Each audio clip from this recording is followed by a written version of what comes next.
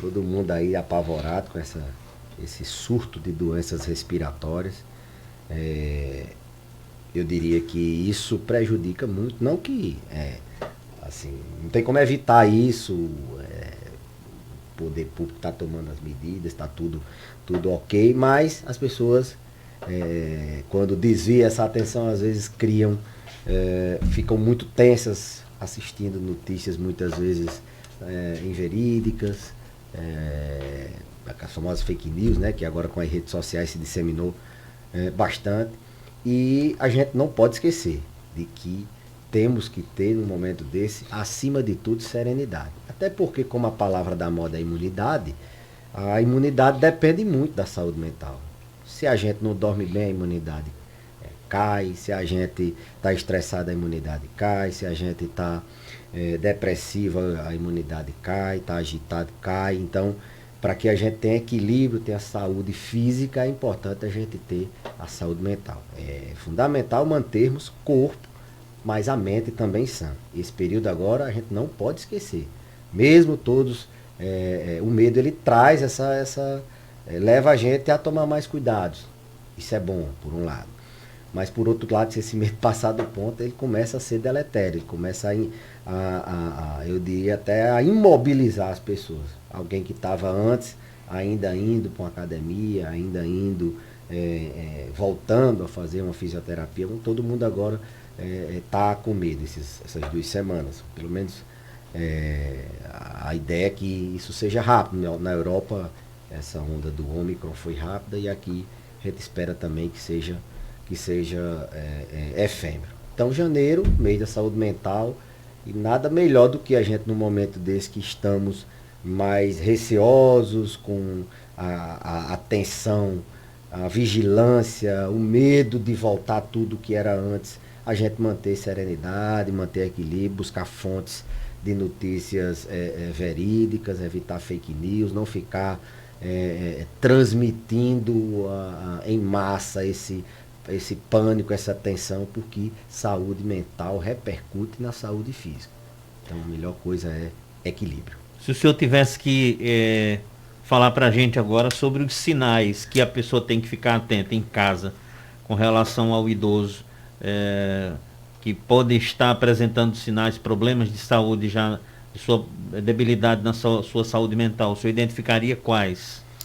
Sidney, o próprio discurso, eu diria que a própria concatenação de ideias, se você percebe um discurso incoerente, ou seja, a pessoa que não está dizendo nada com nada, às vezes ela tem confusão mental, ela desorienta no tempo, no espaço, não sabe onde é que está, não sabe que dia essas alterações que a gente costuma dizer na cognição, de desorientação, são sinais de alerta. Inclusive são sinais de alerta de uma doença que está ali por vir, se apresentando, e o primeiro sintoma é uma confusão mental. Esse período de gripe agora, os idosos, por muitas vezes, eles abrem o quadro de gripe, de pneumonia, de resfriado, delirando, entrando em confusão mental.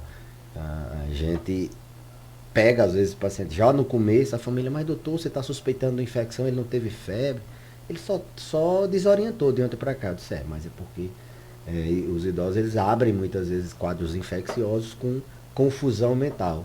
Vinha de um jeito, de uma hora para outra ele mudou o discurso, ficou sonolento ou ficou acordado demais, ficou agressivo, ficou saindo da casinha, ficou com delírio, alucinação. Então, dos sinais. Observar o discurso, observar a concatenação de ideias, se ele está orientado no tempo e no espaço. Muitas vezes, quando não é um delírio, se não é uma coisa aguda, isso é sutil, muitas vezes pouco percebido, essa desorientação. Fica mais isso quando às vezes ele se perde na rua, mora na zona rural, às vezes se perde no cercado, no caminho, isso fica mais visível assim. Outro sinal seria o de isolamento. Os pacientes idosos que começam a não querer mais fazer o que ele antes fazia, esse isolamento social, e aí não um isolamento voluntário, mas um isolamento por doença, ele não está com a necessidade de se isolar tanto, e aí ele fica mais ali, pouco comunicativo, ele fica, não faz mais as mesmas coisas que ele fazia antes. Isso ele refere muitas vezes fraqueza, falta de coragem, falta de energia. Esse isolamento, também por vezes passado despercebido, é um sinal que a gente deve estar atento. Alterações no apetite, se aquele idoso está comendo menos, ele está comendo demais, ele pode estar estressado, ansioso, ou ele pode estar entrando num quadro de depressão. A depressão ela cursa ou com aumento ou com perda de apetite. Aquele idoso que se queixa muito de muitas coisas e todo dia é um sintoma diferente, a gente pode suspeitar sim de uma doença mental, de uma depressão, se manifestando de maneira física, né? A mente se manifestando de maneira física. E os sinais clássicos de choro, tristeza, melancolia, falta de esperança, perda de sono. Lembrar que os transtornos do humor, a depressão, ela também, e a ansiedade, elas têm uma ação assim, direta na memória. Então é comum as pessoas também terem esquecimento quando estão num quadro depressivo ou num transtorno de ansiedade. Então, Sidney, seria mais ou menos nesse sentido que as famílias devem observar a lucidez e as alterações de humor, de comportamento daquele idoso, se aquilo está diferente do que ele era antes. Doutor, eu queria perguntar também ainda em relação a essa questão, que o senhor desse dicas aí para cuidar da saúde mental da pessoa idosa. Como é que saída existe para essa pessoa idosa tentar cuidar da sua saúde mental? O que é que ele tem que fazer? Eu acho que primeiro tem que aceitar, desmistificar a questão de que doença mental é loucura, de que é fraqueza, de que é alguma coisa do espírito, de que isso é doença de gente que é fraca, que vai conseguir, que... Não, assumir que é doença. Aceitar para se tratar? Aceitar para se tratar, exatamente. Se você não consegue reconhecer, você não vai achar que está doente. Será que isso é normal? Ter sempre esse pensamento à frente. Será que realmente eu estou preocupado com essa magnitude, com tudo, as pessoas, todo mundo dizendo que eu sou uma pessoa muito ansiosa. Será que realmente eu não sou? Será que o pessoal está suspeitando que eu esteja meio depressivo? Deus me livre de eu ter depressão. Muitos dizem isso. Será que realmente eu não estou? Converse com outra pessoa, se observe e aceite. Se for doença, não existe só doença no corpo, existe doença na mente. E doença da mente é tão ou mais grave do que as doenças no corpo. Então, um primeiro passo seria a pessoa aceitar, se conhecer, conversar com outras pessoas, quem convive ali, se não está normal o comportamento dela. Um segundo passo é buscar auxílio. No momento que você percebe, ou que alguém percebe, ou quem percebe tem que pegar no braço, ou dar o ombro amigo e levar para o tratamento, ou nem que seja para pelo menos dar o diagnóstico ou afastar o diagnóstico. Muitas vezes é só um episódio depressivo. A pessoa que, eu sempre até comparo, quando o Flamengo perde, eu tenho uma tristeza. Então, um episódio depressivo não é depressão. Isso tem que ser ao longo dos dias. As pessoas confundem às vezes. Então, se aquilo não é um episódio depressivo, se aquilo é uma depressão unipolar, se é uma depressão bipolar, se é uma depressão psicótica, se é uma distimia ou um transtorno X ou Y de ansiedade. Então, reconhecer, aceitar, buscar tratamento e seguir o tratamento. Esse é o primeiro passo. Seguir o tratamento, inclusive o tratamento não medicamentoso. Nem sempre é só remédio.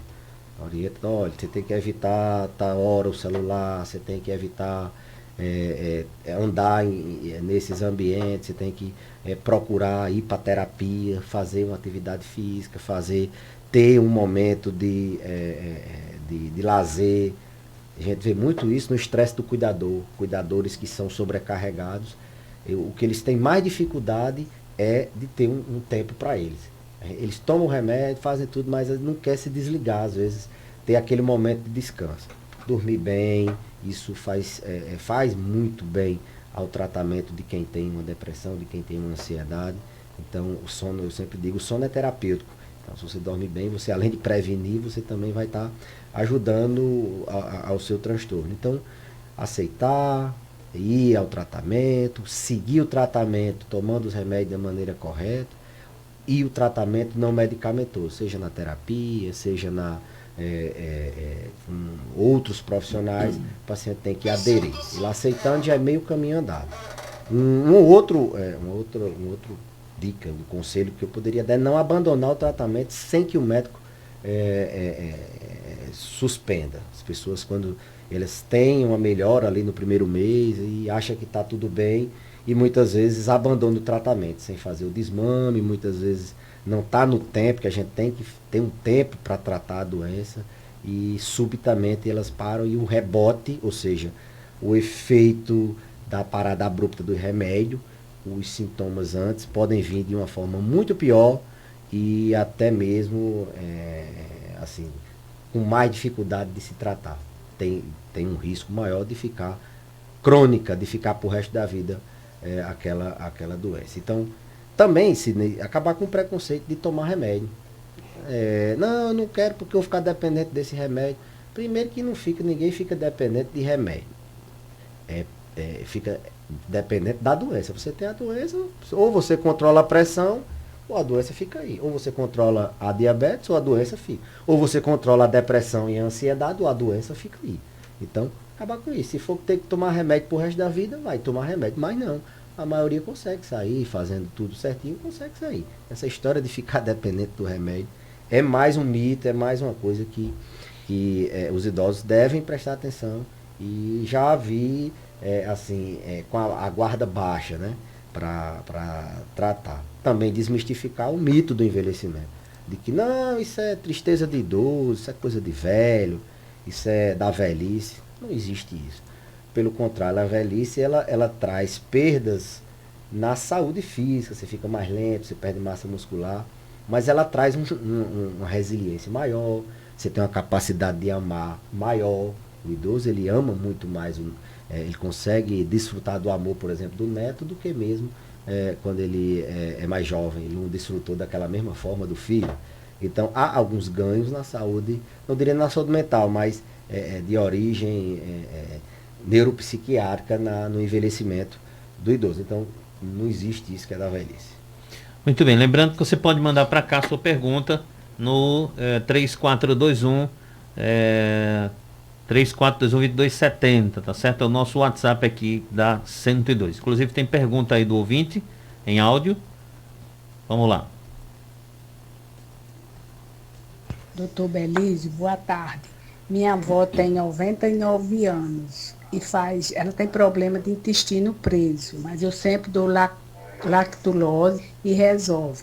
Mas hoje faz 9 dias que o intestino dela não funciona e eu estou dando lactulose e ela não faz. Pelo amor de Deus, me ajude, o que é que eu devo fazer?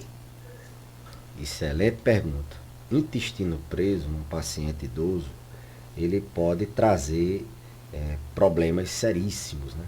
A gente viu o Papa que se operou por causa foi uma diverticulite, mas ele fez uma obstrução intestinal. Então o intestino ele pode ter ali, o paciente ter constipação crônica, as fezes mais ressecadas, dificuldade de evacuar, e de uma hora para outra essas fezes ficaram tão ressecadas que não conseguem mais evacuar. As fezes ficam petrificadas, ficam em forma de pedra. E muitas vezes, quando a gente não consegue, isso é necessário uma cirurgia para poder tirar esse que a gente chama de fecaloma. Pode obstruir por fecaloma, nesses casos de constipação crônica. Pode obstruir por um volvo, um nó na tripa, como o pessoal chama. Pode obstruir por uma isquemia, tem um infarto ali no intestino, faz uma isquemia e faz uma obstrução aguda. Pode obstruir por causa de um tumor, né? Então são várias as causas que pode o intestino parar de funcionar. Ela, como tem constipação crônica, já fazia uso do laxante, está há alguns dias nesse sentido. A primeira medida é procurar um serviço. Para quê? Porque o médico ele tem que examinar, ver se tem fezes ali na ampola retal. Ou seja, se tiver fezes, muito provavelmente é porque aquele intestino está com fezes ressecadas e aí a lavagem intestinal seria uma opção.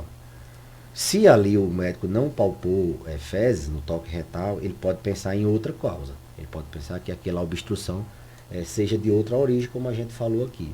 Diverticulite que estrangulou, uma isquemia mesentérica, um infarto no intestino, como eu falei, um nó nas tripas, volvo, ou mesmo uma oclusão por um tumor. Então, não adianta sair fazendo lavagem, nem aumentar a dose da lactulose, não.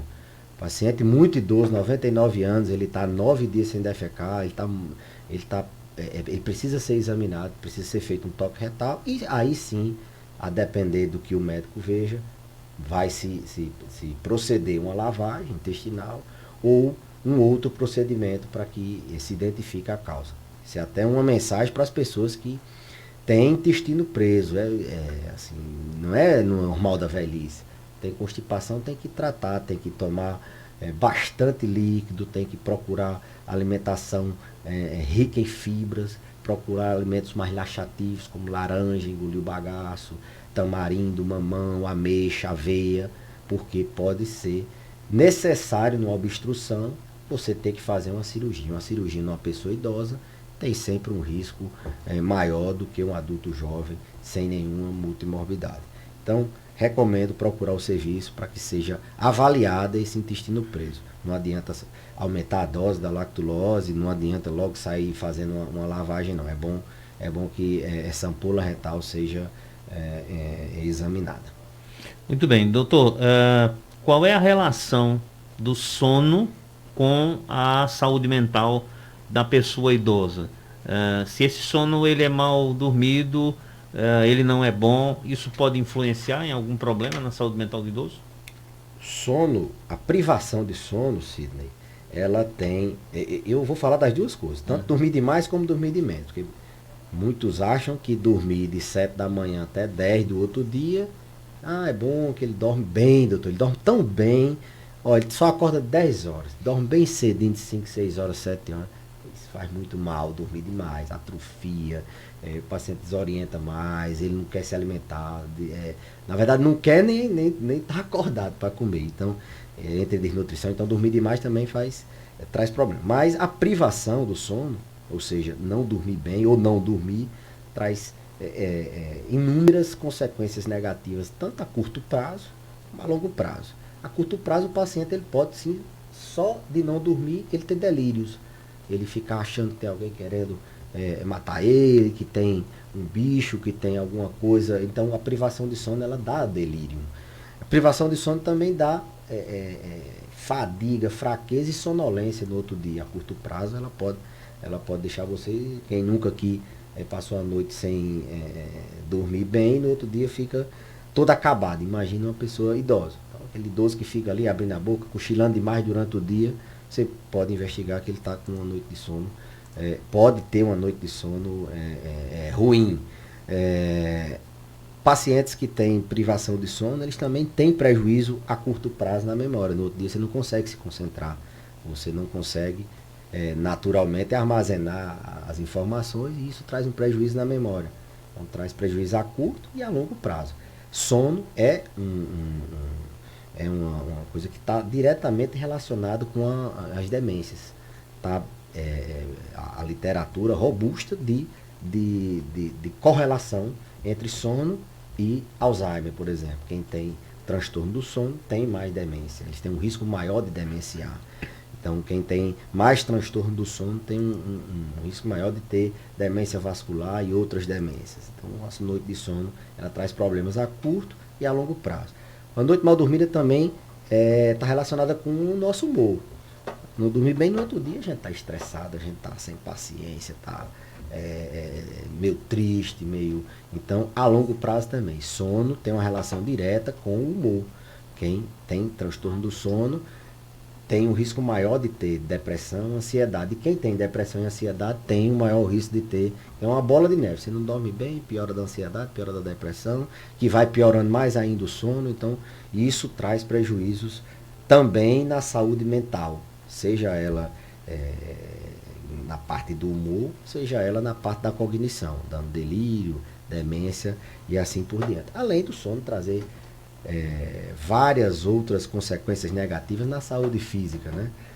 Aumenta o risco cardiovascular, aumenta a pressão, tem uma relação com o controle metabólico, né, da glicemia, do colesterol e assim por diante. Mas na saúde mental, o Sidney está bem, hoje já está bem consensual de que o sono traz prejuízos em toda a saúde mental. Mandar um abraço aqui para Jana Maria, Glória Guerra, Lourdinha Martins, Jacinta Ferreira, Murilo, Adriana Garcia, Neviton Rocha, Deizinha, Irani, deixa eu ver mais aqui, Fátima Azevedo, Gislane, Joilda Maria, tem gente aqui de Parelhas acompanhando, de Jardim do Seridó, de São José do Seridó, e Érica Dantas está dizendo: gratidão, doutor Belísio, o melhor geriatra da nossa região. A Érica, lá de Cruzeta. Isso, exatamente. A chefa do abrigo de lá. Ah, é? Olha aí. Se não der certo, quando eu envelhecer e ficar no abrigo daqui, não tenha dúvida que eu já pedi minha vaga a Érica lá. Altamente bem cuidados os idosos lá de Cruzeta. Bom. A Maria, boa tarde. Iris Monteiro também manda um abraço para Dona Palmira em São João. Glória Guerra tá pedindo. Mandar um abraço aí para Dona Palmira, São João. Maria Rosário tá acompanhando a gente. Soninha Maria também tá acompanhando a live que o doutor tá fazendo aqui no Instagram dele, tá? Celinha, esse povo todo tá acompanhando a gente. Lourdinha tá dizendo: doutor Belísio, parceria feita para a qualidade de vida. Dona Maria Júlia, de Nossa Mãe. Mandar um abraço para Dona Júlia. E a Regiane Lima também está acompanhando a live aí do doutor no Instagram. Tem a turma do Facebook aqui também, viu, Sidney? Vamos lá. Mandar um abraço aqui para minha amiga Mariquinha, lá no Sítio Inácio, a esposa do meu amigo Luiz Eloy, lá em Lajinhas. Qualquer dia a gente vai comer uma galinha lá, viu, Sidney? Aonde? Lá em Luiz Eloy. Vamos. Eu tô convidando, eu tô devendo uma visita ao meu amigo, ele foi lá, esse já foi lá no sítio, não é como você não. Você não promete que vai, né, Zé Virgínio? Chamei, preparei, Domingo matei eu vou levar galinha, Zé Virgínio lá. tudo, cadê? Agora eu ligo direto pra Zé Virgínio. Lá em Luiz Eloy a conversa é diferente, lá já tudo aí, eu vou conversar com ele, eu tenho essa liberdade de lhe convidar pra lá. Mandar um abraço pra Mariquinha, pra seu Luiz Eloy, pra Célia. Mandar um abraço. Célia, acho que é Célia de Dona Antônia, bem-vinda. Nossa centenária aqui do centro. Cuida absurdamente bem de Dona Antônia. Dona Maria Aparecida. Dona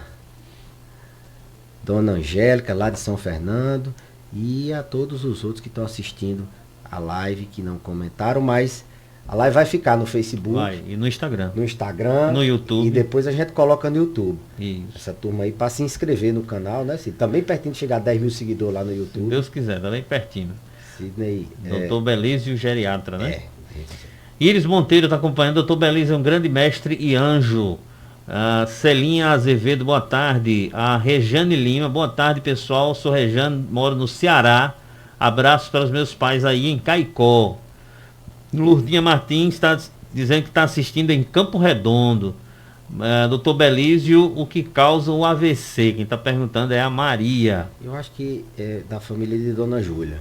Dona Júlia, o neto dela é o prefeito de lá. De Campo Redondo? E ela teve por lá esses dias, é arriscado tá lá. Bom, mandar um abraço aí para Iris, né? Iris me deu um texto lindíssimo, abençoada. Ela, e estamos aí. Roberta Carla, estamos ouvindo. Francisca, boa tarde, assistindo em São João do Sabugi. Raquel Silvino, tem pergunta do ouvinte aí? Vamos lá? Dona Maricô. Tava sentindo falta de Dona Maricô. Fazia uns dias que ela não participava aí. Vamos lá. Pois é. Tá, doutor Belísio, Maricô, daqui do Castelo.